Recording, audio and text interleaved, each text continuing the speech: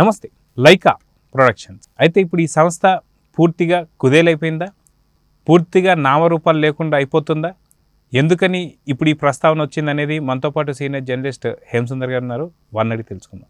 Sir నమస్తే. నమస్తే అండి. సార్, లైకా ఒక మంచి ప్రొడక్షన్ వాల్యూస్ ఉన్నటువంటి బ్యానర్ అనుకోవచ్చు. అది కాక లైకాకి సంబంధించి ఒక మంచి హిట్స్ కూడా ఒక టైంలో ఉన్న సందర్భాలు మనం చూసాం. కానీ ఇటీవల వస్తున్నటువంటి సినిమాలు ఏవైతే ఉన్నాయో లైకా బ్యానర్లో పూర్తి స్థాయిలో కుదేలైపోతుంది. ఇప్పుడు పూర్తి బ్యానరే కనుమరుగవుతుంది, అప్పుల్లో కూరుకుపోయిందని చెప్పి కొన్ని వార్తలు అయితే వస్తున్నాయి. నిజంగా లైకా ప్రొడక్షన్స్ ఏదైతే ఉందో పూర్తి అట్టడుగా స్థాయికి పోవడానికి కారణాలు ఏంటంటారు? ఏ సినిమాల వల్ల ఇది దెబ్బతినింది? అసలుకి ఇది మళ్ళీ ఏమంటారు మళ్ళీ తిరిగి వస్తుందా లేదా అంటే మీరు ఏం చెప్తారు? సినిమా ఫీల్డే ఒక జోదం అండి. ఈ ఫీల్డ్లో హిట్లు వచ్చినప్పుడు ఎంత సంపాదించుకుంటారో, ఫ్లాప్లు వచ్చినప్పుడు అంతలా కోల్పోతారు. అందుకు తెలుగు ఇండస్ట్రీలో ఉన్న నిర్మాణ సంస్థలు, చాలా సంస్థలు ఇప్పుడు సినిమాలు తీయట్లేదు వాళ్ళు అంటే అర్థమైపోతుంది కుదేలైపోయినాయి. అలాగే కేటీ కుంజమోన్ అని ఒక నిర్మాత ఉన్నాడు. మరి అప్పుడు రక్షకుడు కానీ, జెంటిల్మ్యాన్ సినిమా చేసిన శంకర్తో చేసిన కుంజమోన్, మరి ఆ కుంజమోన్ కూడా సినిమాలు తీసే పరిస్థితి లేదు.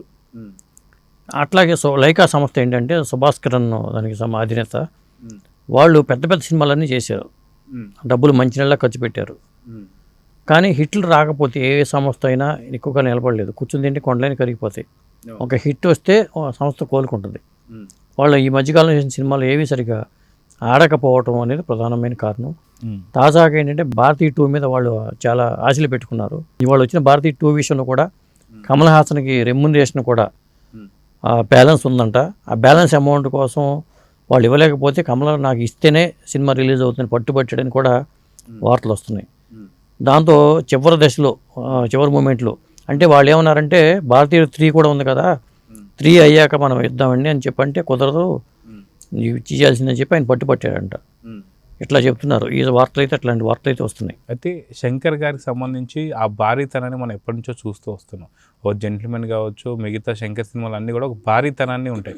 అది కాక ఓన్లీ సాంగ్స్కే పెద్ద ఎత్తున ఖర్చు పెట్టేటువంటి పరిస్థితులు మనం చూస్తూ వస్తుంటాం. ఇలాంటి పరిస్థితుల్లో శంకర్ని నమ్ముకొని లైకా మునిగిపోయిందా అంటే ఏమంటారు? ఎందుకంటే ఈ శంకర్ని నమ్ముకొని పూర్తి సినిమా చూసిన తర్వాత కమల్ హాసన్ కూడా పార్ట్ 3 వస్తుందో లేదో నమ్మకం లేకే డబ్బులు డిమాండ్ చేశాడా అంటే ఏమంటారు? కావచ్చు కూడా.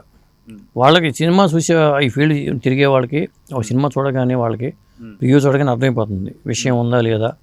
ఇప్పుడు బ్రహ్మాస్త్ర అనే సినిమా వచ్చింది, 4 పార్ట్లు 5 పార్ట్లు అంటున్నారు. ఇట్లాంటి ఇన్ని పార్ట్లు పెట్టుకోకూడదండి సినిమాలకి. ఇప్పుడు ఈ సినిమా విషయానికి వచ్చేసరికి ఒక సినిమా చూశారు, రెండో సినిమా ఉంటే ఇప్పుడు భారతీ 2కి వచ్చినా కానీ ఆ సినిమా దృష్టిలో పెట్టుకుని దీనికి వచ్చారు. కానీ ఇప్పుడు ఈ సినిమా చూసిన తర్వాత 3కి రారు కంపల్సరీగా. అలాంటప్పుడు అది కూడా మళ్ళీ నేల విడిచి సాము చేయటమే. 3 చేశారంటే ఇప్పటికే చేతులు కాలిపోతుంది. కాబట్టి నేను అనుకోవడం ఏంటంటే 3 రాకపోవచ్చేమో అనిపిస్తుంది ఒకటి. ఎందుకంటే ఇక్కడ కథ ఎండి కాకపోయినా మళ్ళీ రిస్కే 3 చేయటం. ఇప్పటికే మొనాటన్ అయిపోయింది ఆ పాత్ర. అదే పాత్రని కొద్దిగా డిజైన్ చేసి యాజిటీస్కి మళ్ళీ అదే మరమ విద్యలతో ఈ భారతీయుని దింపటం, ఇది మొనాటన్ అయిపోయింది. ఇంతకుముందు గతంలో రజనీకాంత్తో కొన్ని సినిమాలు కూడా చేసి కూడా లైకా వాళ్ళు దెబ్బతిన్నారు. రజనీకాంత్ చేశారు, అందరు హీరోలతో దాదాపు ఆల్మోస్ట్ అందరి హీరోలతో సినిమాలు చేసింది లైకా సంస్థ. వాళ్ళకి భారీతనం ఖర్చులు, ప్రీ రిలీజ్ ఈవెంట్లు చేసిన ఖర్చుకి భారీతనంతో భారీగా ఖర్చు పెట్టారు. మరి అలాంటి సంస్థ ఎప్పుడైనా సరే ఒక నిర్మాణ సంస్థ బాగుండాలని అందరూ కోరుకుంటారు. ఇండస్ట్రీ కలకలాడుతూ ఉంటుంది పెద్ద నిర్మాణ సంస్థలు బాగుంటే. కానీ ఈ సంస్థకి వర్ష పెట్టి ఫ్లాపులు రావటం వల్ల చాలా కొలాప్స్ అయిపోతుందేమో అనే ఒక ఇది వాతావరణం అయితే వచ్చేసిందండి. అయితే లైకాకి సంబంధించి స్టోరీ టెల్లింగ్స్లో కావచ్చు, మిగతా వాటన్నిటిలో కూడా పెద్దగా ఇన్వాల్వ్మెంట్ అవ్వదు అనేటువంటి కొంత విమర్శలు అయితే ఉన్నాయి.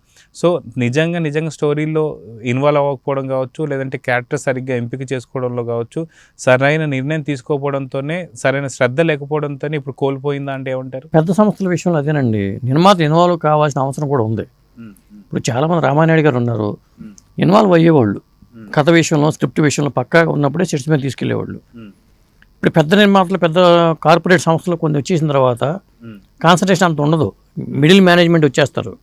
ఆ మిడిల్ మేనేజ్మెంట్ ప్రలోభాలు లొంగిపోవచ్చు, లేకపోతే రకరకాల కారణాల వల్ల ఏదో కథ దొరికిందిలే, మన హీరో కాల్ షీట్లు ఉన్నాయి కాబట్టి కథ దొరికింది చేసేద్దాం, చుట్టేద్దాం అనుకునే దీనిలో పోవచ్చు. ఉండదు కదా, శ్రద్ధ ఉండదు కదా, వాళ్ళకి ఏం అవసరం. మన సినిమా సక్సెస్ అయితేనే మళ్ళీ మనకు మనుగడ ఉంటుంది అని వాళ్ళు ఆలోచించరు. కాబట్టి గతంలో చాలామంది నిర్మాత సక్సెస్ అవ్వడం కారణం ఏంటంటే నిర్మాతలు ఇప్పుడు స్రవంతి మూవీస్ రవికిషోర్ గారు ఉన్నారు, ఆయన నిర్మాణంలో డైరెక్షన్ చేయగలడు ఆయన కావాలనుకుంటే. కానీ కథ విషయంలోనూ వాళ్ళతో పక్కగా ఇన్వాల్వ్ అవుతారు వాళ్ళు. లేదా దిల్ రాజు గారు తీసుకోండి, కథ విషయంలో ఇన్వాల్వ్ అవుతారు. రామానాయుడు గారు అలా ఇన్వాల్వ్ అయ్యేవాళ్ళు. మిగతా చాలామంది కూడా దుక్కుపాటి మధుసూదన్ గారు అలా ఇన్వాల్వ్ అయ్యేవాళ్ళు, కథ మీద 2 ఏళ్ళు కూర్చునేవాళ్ళు. అంతెందుకు మీకు రాజమౌళి గారు ఇప్పుడు దాకా 3 ఏళ్ళు గ్యాప్ ఎందుకు తీసుకున్నారు? కథ పక్కాగా దొరికితేనే తప్ప, కథ కుదిరితేనే వాళ్ళు చేస్తారు. లేకపోతే ఏదో మనకు అవకాశం ఉంది కదా చేసి నెక్స్ట్ ఇంకో సినిమా చేద్దాం, దీని మీద మిగిల్చుకుందాం, నెక్స్ట్ వెంటనే అని ఇది ఉంటుంది కదా. లేట్ అయినప్పుడు ఒక్కోసారి విమర్శలు వస్తూ ఉంటాయి, కానీ వాళ్ళు రాజీ పడకుండా ఉన్నారని అర్థం.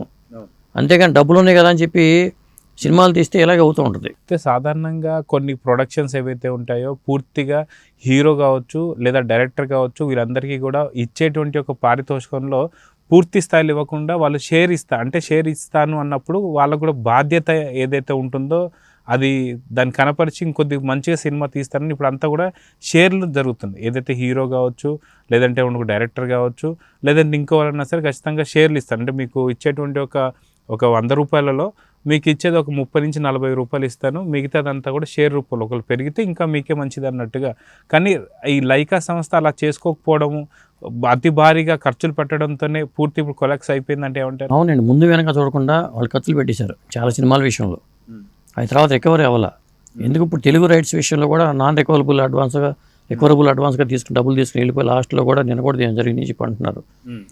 కమల్ హాసన్ పట్టుబట్టడం వల్ల ఆయన రెమ్యునరేషన్ ఆయనకి ఇవ్వాల్సి వచ్చిన పరిస్థితి వచ్చింది. అంటే ఇలాంటివన్నీ ఉంటాయండి, తప్పిదాలు ఉంటాయి. కొంతమంది హీరోలు ఏంటంటే సినిమా రిలీజ్ అయిన తర్వాత ముందు కొంత అమౌంట్ తీసుకుంటారు, రిలీజ్ అయిన తర్వాత వచ్చే దాంట్లోంచి షేర్ రూపంలో ఏరే రైట్స్ తీసుకుని అది వాళ్ళు అమ్ముకుని దాని ద్వారా డబ్బు చేసుకుంటారు కొంతమంది. ఆ తరహాలో కొన్ని ఉంటాయి. మొత్తానికైతే లైకా సంస్థ మనుగడ అనేది కొంచెం ప్రమాదకరంగానే మారిందని చెప్పుకోవచ్చు. అలాంటి వార్తలే వస్తున్నాయి. అయితే ఫ్యూచర్లో లైకాకి సంబంధించి ఇంకేమైనా సినిమాలు ఉన్నాయా? ఉంటే ఆ సినిమాలు ఆడే అవకాశం ఉందంటారా లేదా ఆగిపోయి? అది మనం చెప్పలేము. సినిమా లేకుండా ఉండదు. ఒక దాంట్లో ఉన్నాడు ఎక్కడ పోగొట్టుకుని అక్కడే సంపాదించుకోవాలని సామెత ఉంది.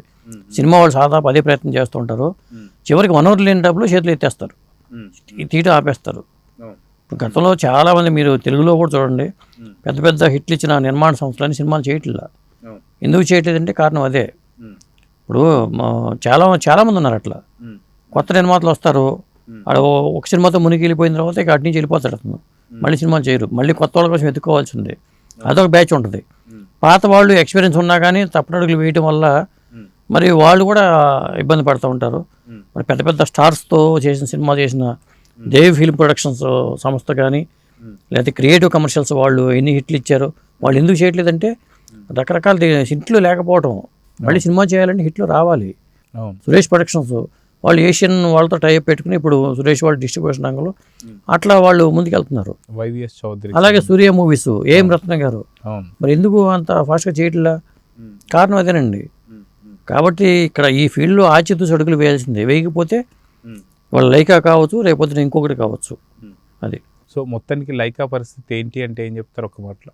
అంటే ఎక్కడ పోగొట్టుకుని అక్కడ సంపాదించుకోవాలంటారు. కాబట్టి మళ్ళీ వాళ్ళకి 2-3 రాబోయే సినిమాల్లో అన్నా కాస్త జాగ్రత్తలు తీసుకుని మంచి ప్రాజెక్టులు చేస్తే మాత్రం మళ్ళీ కోలుకోవచ్చు, చెప్పలేము. అది ఒక్కొక్క సినిమాకి 1000 కోట్లు వచ్చేస్తుంది. మంచి సినిమా తీస్తే 1000 కోట్లు వస్తుందని కలికి నిరూపించింది. మరి ఇక్కడ ఇలాంటి ఉందగా, ఒకటి సినిమా ఉంది కనపడుతుందిగా, అలాంటి సినిమా ఒకటి పడినా చాలుగా మళ్ళీ చాలా వరకు కవర్ అవుతారు కదా. అదండి. సో చూద్దాం సార్, ఖచ్చితంగా లైకా తగు జాగ్రత్తలు తీసుకొని రాబోతున్న సినిమాలపైన కొంచెం శ్రద్ధ పెట్టి అమౌంట్ మంచిగా సంపాదించాలని అయితే కోరుకుందాం. నమస్తే.